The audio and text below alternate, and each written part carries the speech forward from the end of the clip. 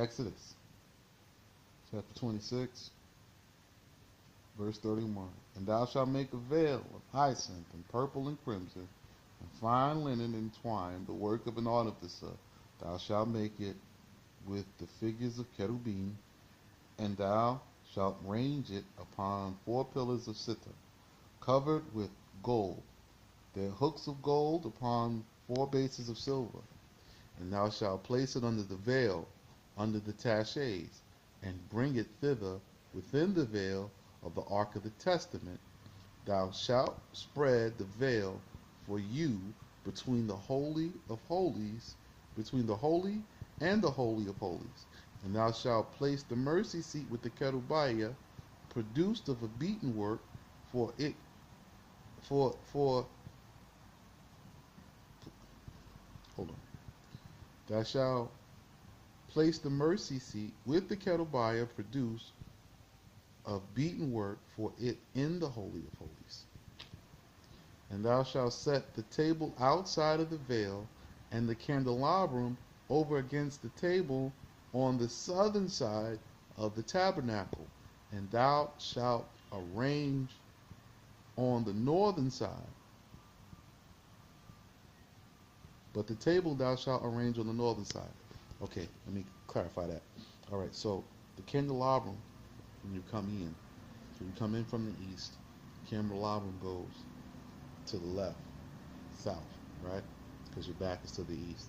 So you walk in, the candelabrum to the left, to the south side, and the table is going to be on the right, on the north side. All right? And thou shalt make a curtain for the door of the tabernacle of hyacinth, purple, and crimson, and fine linen twine, the work of an embroiderer. So now he's being specific. He wants it embroidered. And thou shalt make for the curtain 5 pillars of cedar, and cover them with gold, and their nails shall be of gold. And thou shalt cast them, and thou shalt cast for them 5 bases of brass. And thou shalt make an altar of woods of cedar, 5 cubits the length, and 5 cubits the breadth. Square shall be the altar, and its height 3 cubits. And thou shalt make its horns upon its 4 corners. The horns shall be of it. They shall rise upward, and thou shalt cover with it brass. And thou shalt make its pots, and carry away its ashes, and its shovels, and its basins, and its thuribles. All of the vessels thou shalt make of brass.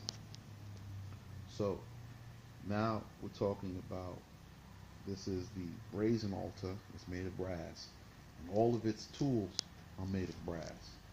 All right. So this one, and thou shalt make for it a network of brass, and upon the network of 4 brass rings upon its 4 corners. And thou shalt place it under the surroundings of the altar beneath the network. May be in the middle of the altar, that if any fragment or fiery coal from the altar may it fall upon the grate, and do not touch the ground.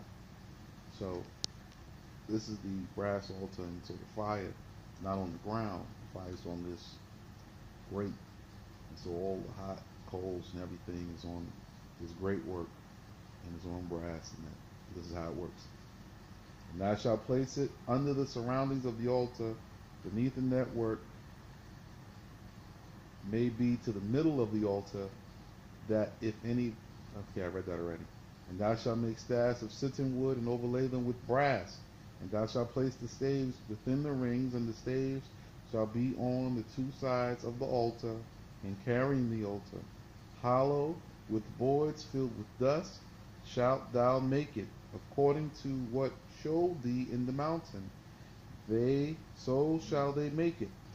And thou shalt make the court of the tabernacle for the southern side, shall be hangings of fine linen twine, 100 cubits in the length for the one side, and its pillars 20, and their foundations 20, of the brass,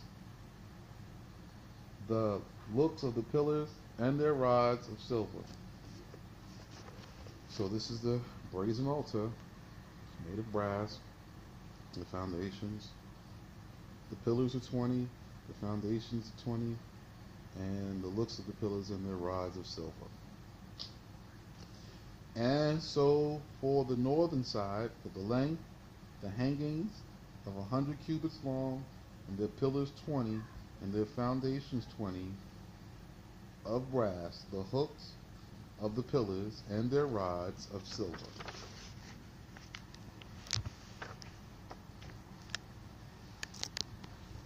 So if you never read this before, you don't know that there's flooring. So it's that's why it says foundations. It's flooring. All right, just in case somebody's like reading this, what is he talking about? I don't get it. Okay, so just a lot of stuff you're gonna have to come back and see, right? Because you may not understand that before anyone enters into the holy place or into the tabernacles and the areas, there's a wash basin. We didn't get there yet, but it's coming. There's a wash basin, and you're going to wash your hands and your feet. Now, if you're washing your hands and your feet, because outside there's dirt, right? We camping, but when you come in, there's foundations. So you wash your hands and your feet, and you're walking on these foundations, right? Right? So otherwise, there's no purpose to wash your feet and then walk on dirt, right? There's no purpose in washing your feet if you got to walk on dirt. But you have foundations. Foundations will be the foundations as prescribed here. You see, so you have the foundations of 20, right? And they're made of brass. You have brass foundations. So coming in, you're gonna be walking on these foundations. That's what it is. Um, and for the breadth of the court on the western side, the hangers shall be 50 cubits. Oh, 27, 12, and their columns 10, and their foundations 10. You see, again with the foundations. So I'll be proceeding on here in the next video with Exodus chapter 27, verse 13.